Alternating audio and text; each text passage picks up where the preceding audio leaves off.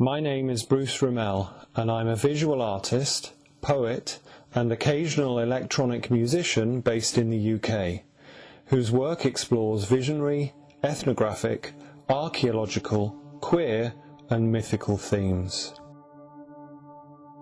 My art sits between drawing and painting, iconography and illustration, with holistic imagery springing from smooth-moving lines and vivid stylized forms. The unique techniques I've developed over the years seek to evoke experiential depth and hyperactive visual engagement. Much of my work is oriented towards a single aim: beyond the self exploration. I'm thrilled to present my 2022 artwork, Are We Orbiting Simulated Lives, or Memories of Everything, Everything All at Once, which is being shown as part of the Boundary Strider exhibition at Wollongong Art Gallery in Wollongong, New South Wales, Australia, from September to November 2022. This dense, multi-panel artwork has many layers of meaning for me, from the autobiographical and archetypal to the simply cathartic.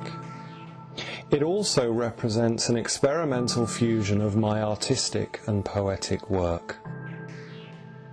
The 5 panels can be read in 2 ways. Firstly, the viewer can move from left to right, following the lines of poetic text hidden in the art. This poem, entitled Feel Space, was written in 2021 and was the primary inspiration for this artwork.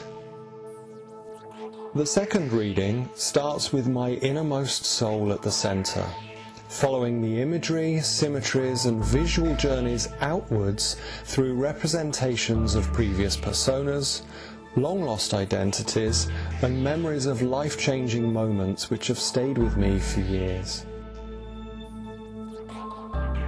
It is a celebration of much that has gone before in my life, but it is also in many respects a work of mourning, that what has gone before has now passed away. At the age of 48, I feel as if I'm on the threshold of another major life change, one which may lead to the end of my career as an artist. I don't yet know. The last few years have been profoundly challenging for me.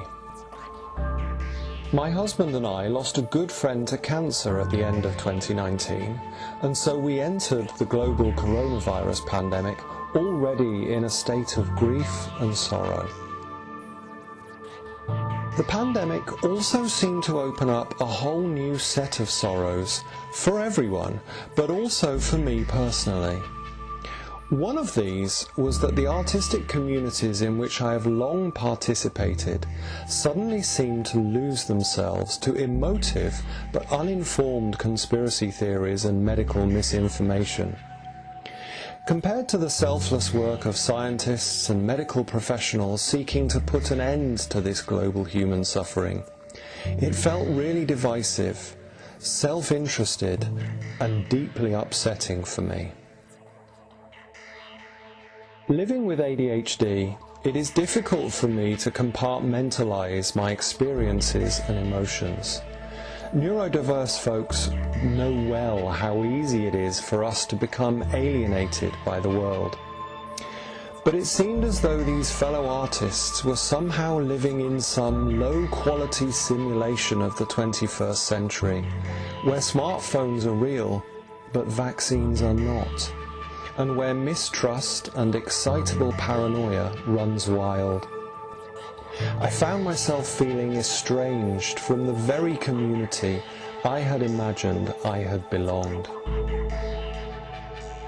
I too was increasingly living in a kind of simulation of aspirations and identities that I no longer felt were relevant to my evolving life.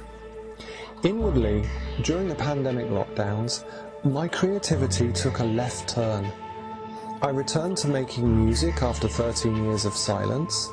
and elevated my poetry from background pastime to new prominence. But I remained troubled. Still, as lockdowns began to ease and public life slowly returned, I began working through all these issues. Then, in summer 2021, I tore my cartilage in my left knee very badly. Unable to walk, I was housebound for 9 months and in great pain. I felt quite alone. Friends who I had accompanied through their darkest hours in the past were suddenly nowhere to be seen, and my active sporty life seemed at an end. Happily, after surgery, I am slowly on the mend now, but this experience has greatly intensified my sense of isolation and alienation. It's been a dark time for me. It still is a bit, but I am beginning to see the new oncoming dawn. I have always known in my soul that one should seek to lean into challenges and difficulties in life and not back away from them. The brightest path is always through the fire, to burn on through to the other side, to roll with the changes, even in pain or sorrow. Many of the masks and illusions of my previous lives have fallen away, and I am seeing myself in new, more truthful ways. A liminal outsider, strong in my solitude, my hyperactive idiosyncrasy and my unique oddities. But also, my ADHD runs deeper than I realized. In some ways I am fractured, in others, wildly unbound. Are We Orbiting seeks to capture all of these feelings, journeys and emotions through a cathartic work of memory, spilling out images into a seamless freeze, honouring every part of me that existed previous to now. To throw it all onto the canvas and clear the ground for whatever future that oncoming dawn waits for me to create. I have cried tears over this artwork, but I have also laughed aloud with much joy at the memories. I have felt wonder and gratitude at who I used to be, and listened for the silence of who I am yet to become. I let the art guide me throughout. I could probably launch into a detailed excursion of what all the imagery means, but I prefer to let the audience experience the artwork in their own terms. My website is a treasure trove of artwork for those curious explorers who want to delve deeper into my world, or to see how all of these images spring from my previous lives. As I record this, I don't know if I'll still be an artist in the future. Right now, poetry and music are much more creatively compelling, but who knows? I am moving through the fire, listening for the silence, wandering away from the world, from everything and every who I used to be. Not all who wander are found. Sometimes we don't want to be found. My eyes are set firmly upon the horizon and the sunrise beginning to crown that oncoming, unknown dawn.